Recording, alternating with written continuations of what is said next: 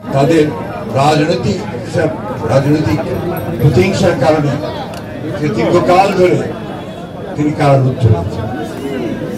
আপনারা সবাই জানেন, আমি পুনরাবৃত্তি করতে চাই না, শুধু এইটুকু বলতে চাই সম্পূর্ণ একটা মিথ্যা মামলায় তাকে সাজা দিয়ে উদ্দেশ্য প্রণোদিতভাবে তাকে রাজনীতি থেকে দূরে সরে দেওয়ার জন্য তাকে কারাগারে আটক করে রাখা হয়েছে।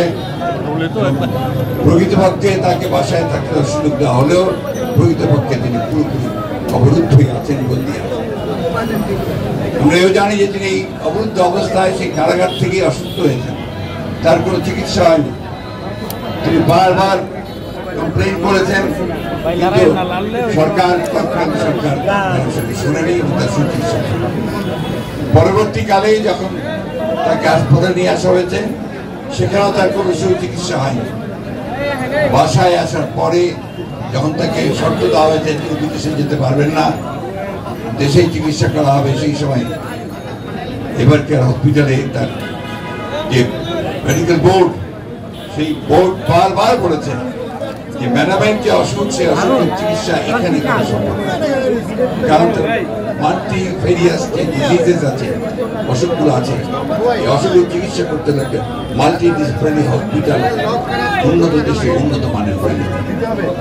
বারবার এই কথা করার পরেও বিভিন্নভাবে আমরা বলেছি, দল থেকে, পরিবারের পক্ষ থেকে বলা হয়েছে, সুশীল সমাজ বলেছে, এমনকি বিদেশি যারা মিশনগুলো এখানে আছে তারাও বারবার বলেছে, এমনকি বাইরে থেকেও কয়েকটি সংস্থা ইউরোপিয়ান সবাই তার চিকিৎসার কথা কিন্তু বলেছে। কিন্তু শেখ হাসিনা তার যে ব্যক্তিগত রাজনৈতিক প্রতিহিংসা, সেই প্রতিহিংসার কারণে তাকে হত্যা করার উদ্দেশ্যে, তাকে রাজনীতি থেকে সরিয়ে দেওয়ার উদ্দেশ্যে তাকে কোন চিকিৎসার সুযোগ দেওয়া।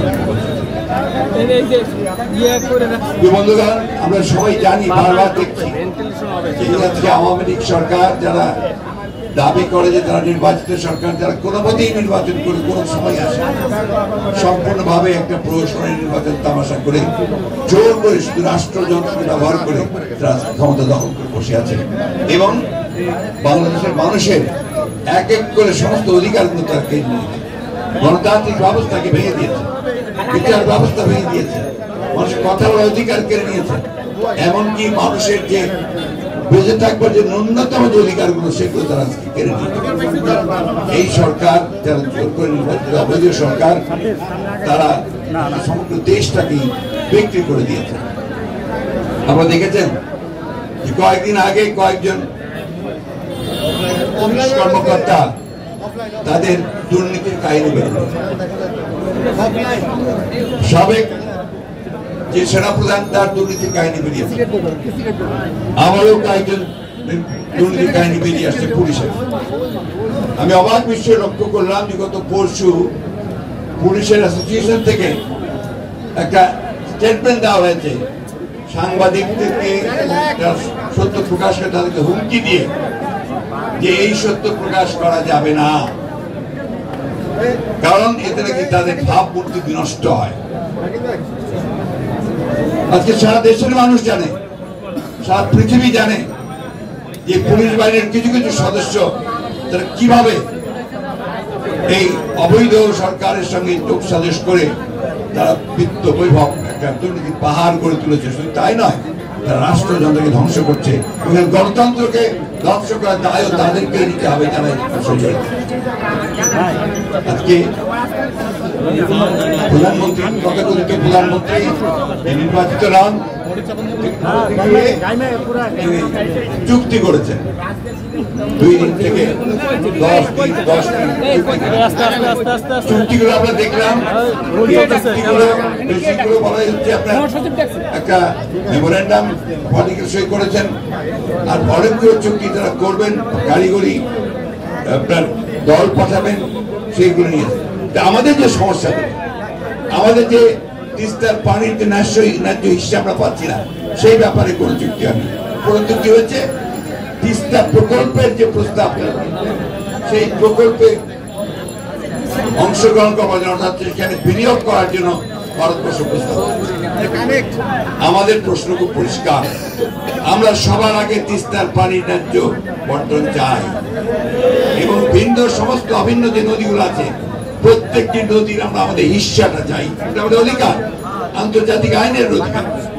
এই কথাগুলো সরকার বলতে সম্পূর্ণ ব্যর্থ হচ্ছে। আজকে ভারতের কাছে তারা সেবা দাসে পরিণত হয়ে গেছে। শুধু ভারত নয়, সমগ্র আশেপাশের প্রতিবেশী দেশগুলোর কাছে তারা আজকে পুরোপুরি মাথা নিচু করে নত জানু পড়াশোনা করে মিয়ানমার থেকে গুলি আসে, তারা জবাব পর্যন্ত দিতে পারে না। এই একটা অথর্ব নত জানু শাসক গোষ্ঠী আমাদের উপরে চেপে বসে আছে। বন্ধুগণ, দীর্ঘ বক্তব্য রাখবো না। আপনারা আজকে এখানে অত্যন্ত কষ্টের মধ্যে এখানে বসে আছেন, তার চেয়ে বড় কষ্ট করছেন আমাদের দেশনেত্রী বেগম খালেদা জিয়া। তার জীবন মৃত্যু একেবারে সন্ধিক্ষণে। আমি আপনাদেরকে বলছি যে আপনারা সবাই প্রাণ খুলে তার জন্য দোয়া করবেন। শুধু দোয়া নয়, আমাদের পক্ষে যা কিছু করা সম্ভব তার সুচিকিৎসা করার জন্য সেই চেষ্টাই আমাদেরকে করতে হবে, এবং তার জন্য আমাদের যা করা দরকার সেই চেষ্টা করতে হবে।